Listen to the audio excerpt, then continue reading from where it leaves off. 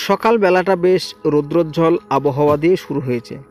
এর পরবর্তীতে কিন্তু রোদের যে তীব্রতা সেটা কিন্তু কমে গিয়ে আকাশ কিন্তু মোটামুটি মেঘলাতে পরিণত হয়েছে।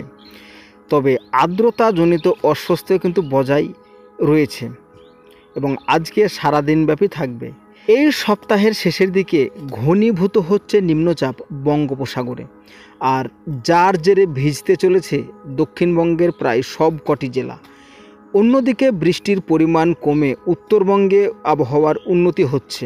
হাওয়া অফিস সূত্রে জানা গিয়েছে পশ্চিম মধ্য বঙ্গোপসাগর এবং উত্তর পশ্চিম বঙ্গোপসাগরে আগামী 19 জুলাই শুক্রবার নাগাদ নিম্নচাপ সৃষ্টি হতে পারে।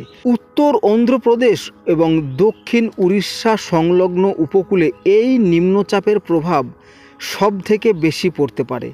তবে মৌসুমি অক্ষরেখা সম্বলপুর ও পুরী হয়ে দক্ষিণ পূর্ব দিকে এগিয়ে পূর্ব মধ্য বঙ্গোপসাগর পর্যন্ত আপাতত অবস্থানরত রয়েছে।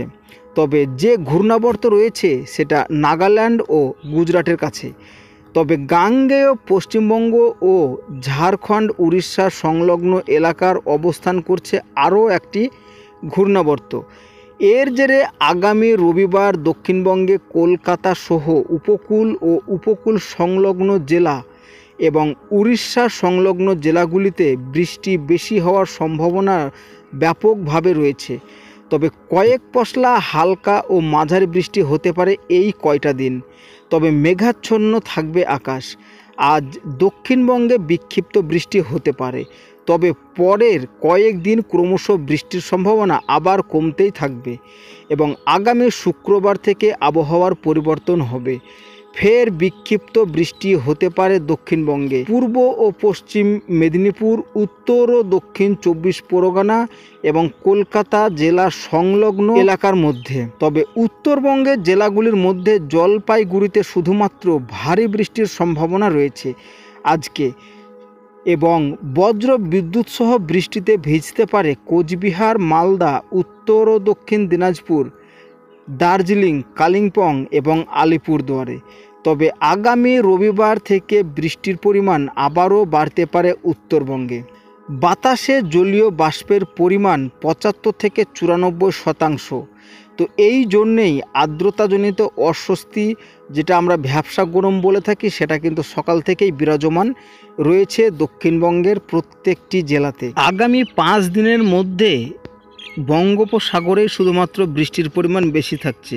তাছাড়া কিন্তু দক্ষিণবঙ্গ জুড়ে বৃষ্টির পরিমাণ আর তেমনভাবে লক্ষ্য করা যাচ্ছে না। শুধুমাত্র শিলচরে একটি ভারী বৃষ্টি দেখা যাচ্ছে। তবে উত্তরবঙ্গে মোটামুটি বৃষ্টিপাতের পরিমাণ কিন্তু অনেকটাই কম থাকবে। এইবার দেখে নেওয়া যাক আগামী 10 দিনের মধ্যে।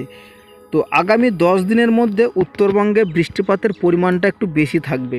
তবে আমরা যেটা বলেছিলাম 5 দিনের মধ্যে দক্ষিণবঙ্গে বৃষ্টিপাতের পরিমাণ কম থাকবে, তবে 10 দিনের মধ্যে বৃষ্টিপাতের পরিমাণটা একটু বাড়ছে।